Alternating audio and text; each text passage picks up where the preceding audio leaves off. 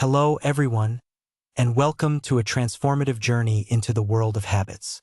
Today, we're diving deep into James Clear's groundbreaking book, Atomic Habits, an easy and proven way to build good habits and break bad ones. If you've ever struggled to make lasting changes, felt stuck in a cycle of bad habits, or simply wanted to understand the science behind consistent self-improvement, then this episode is your guide.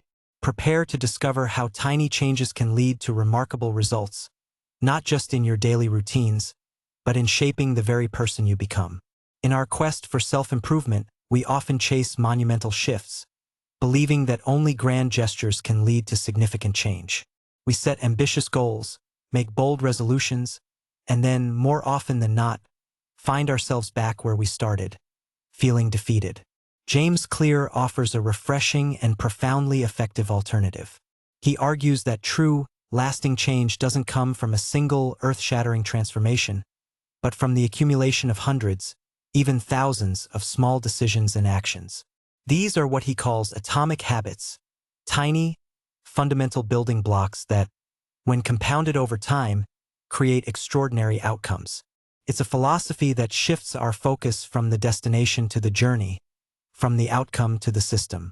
Clear introduces a concept that is both simple and revolutionary: the 1% rule.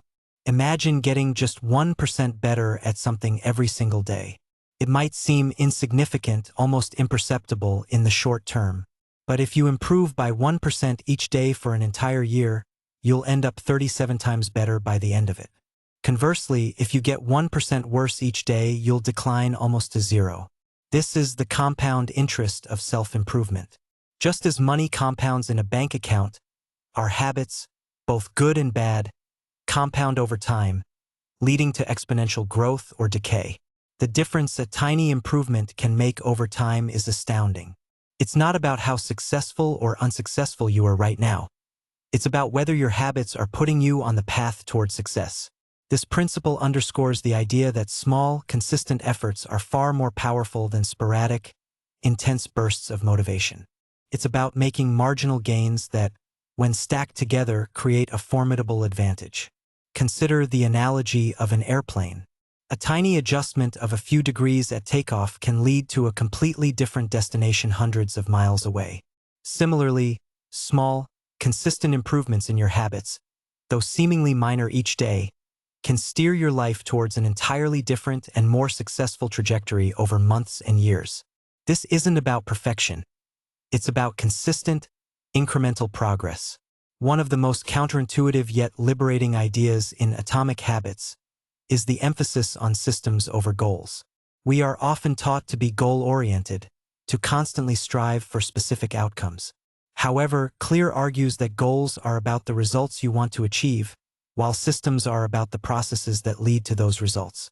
If you're struggling to change your habits, the problem isn't you. It's your system. Bad habits repeat themselves not because you lack the desire to change, but because you have the wrong system for change. Think about it. If you're a coach, your goal might be to win a championship.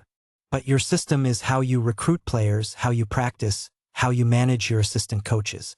If you ignore the system and only focus on the goal, you're unlikely to succeed. Clear famously states, "You do not rise to the level of your goals. You fall to the level of your systems." This means that true long-term thinking is goal-less thinking. It's not about any single accomplishment, but about the continuous cycle of endless refinement and continuous improvement of your processes. When you fall in love with the process, the results naturally follow. This perspective frees us from the tyranny of constant goal setting and allows us to focus on building robust, sustainable systems that guarantee progress. For example, instead of setting a goal to write a book, focus on the system of writing 500 words every day. The goal is the desired outcome, but the system is the mechanism that will get you there. By optimizing your systems, you inherently increase your chances of achieving your goals, and more importantly, you create a sustainable path for continuous improvement long after a specific goal is met. Perhaps the most profound shift in perspective offered by Atomic Habits is the concept of identity-based habits. Most of us approach habit change from an outcome-based perspective. I want to lose weight. I want to write a book. Clear suggests we flip this script and focus on who we want to become. Your current behaviors are simply a reflection of your current identity. What you do now is a mirror image of the type of person you believe yourself to be, consciously or subconsciously. To change your behavior for good, you need to start believing new things about yourself. You need to build identity-based habits. This involves a two-step process. First, decide the type of person you want to be. Do you want to be a writer, a healthy person, a disciplined individual? Second, prove it to yourself with small wins. Every action you take is a vote for the type of person you wish to become. No single instance will transform your beliefs, but as the votes build up, so does the evidence of your new identity. This is why small habits can make a meaningful difference. They provide tangible evidence of a new identity. For example, instead of saying, "I want to run a marathon," say, "I am a runner." Then a runner doesn't miss workouts. A runner eats healthy. A runner prioritizes sleep. Your identity emerges out of your habits. When your habits and your identity are aligned, change becomes not just easier, but inevitable. It's about internalizing the belief that you are the kind of person who does these things, rather than just trying to do them. This internal shift is incredibly powerful because it moves beyond mere compliance to genuine transformation. When you act in alignment with your desired identity, you reinforce that identity, creating a virtuous cycle of self-improvement. It's not about forcing yourself to do something. It's about living out who you already believe yourself to be. To understand how habits work, Clear breaks them down into a fundamental neurological feedback loop known as the habit loop. This loop consists of 4 simple steps. Cue. This is the trigger that initiates a behavior. It's a piece of information that predicts a reward. For example, seeing a donut, cue, or the notification on your phone, cue for checking social media. Craving. This is the motivational force behind every habit. It's the desire for a change in state. You don't crave the donut itself, but the feeling of satisfaction it provides, craving for sugar/comfort, or you don't crave the phone, but the social connection or distraction it offers. Response. This is the actual habit you perform, which can be a thought or an action. Eating the donut, response, or picking up your phone and scrolling, response. Reward. This is the end goal of every habit. It satisfies the craving and teaches your brain that this action is worth remembering in the future. The taste and pleasure from the donut, reward, or the fleeting sense of connection or distraction from social media, reward. This loop, cue, craving, response, reward repeats itself, ultimately allowing you to create automatic habits. By understanding each stage, we gain the power to intentionally design good habits and dismantle bad ones. Every habit, no matter how complex, can be broken down into these 4 simple components. By manipulating each stage, we can engineer our habits to work for us, rather than against us. Clear transforms the habit loop into a practical, actionable framework, the 4 laws of behavior change. These laws provide a simple set of rules for creating good habits and breaking bad ones. To create a good habit, make it obvious. The first law, cue our environment, is a powerful determinant of our habits. To make a good habit obvious, design your environment to make the cues for desired behaviors stand out. Use implementation intentions. I will, behavior at, time and location. For example, I will meditate for 1 minute at 7 a.m. in my kitchen. This specificity removes ambiguity and increases the likelihood of action. Another powerful technique is habit stacking. After current habit, I will, new habit. For instance, after I pour my morning coffee, I will meditate for 1 minute. By linking a new habit to an existing one, you leverage the momentum of your established routines. Make the cues for your good habits impossible to ignore. Place your running shoes by the door, keep healthy snacks visible, or leave your book on your pillow. The more visible the cue, the more likely you are to act. Make it attractive. The second law, craving. We are more likely to pursue habits that are attractive. To make a good habit attractive, use temptation bundling. Pair an action you want to do with an action you need to do.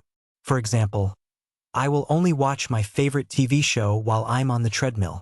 This makes the necessary action more appealing. You can also join a culture where your desired behavior is the normal behavior. We tend to imitate the habits of three groups: the close, family and friends; the many, the tribe; and the powerful, those we admire. Surround yourself with people who embody the habits you wish to cultivate.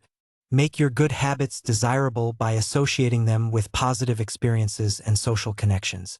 Visualize the benefits of your good habits to increase your craving for them.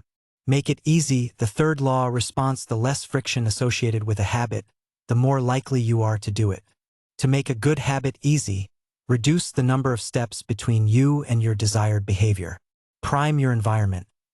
Set up your space so that the next action is as effortless as possible. If you want to go to the gym, lay out your workout clothes the night before. If you want to eat healthier, pre-chop vegetables for easy access. Employ the 2-minute rule. Any new habit should take less than 2 minutes to start.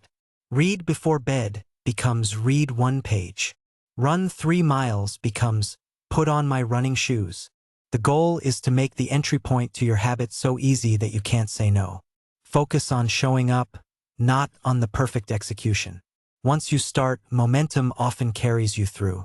Make your good habits effortless by minimizing resistance. Make it satisfying. The fourth law: reward. We are more likely to repeat a behavior when the experience is satisfying. To make a good habit satisfying, ensure there's immediate reinforcement. The cardinal rule of behavior change is: what is immediately rewarded is repeated.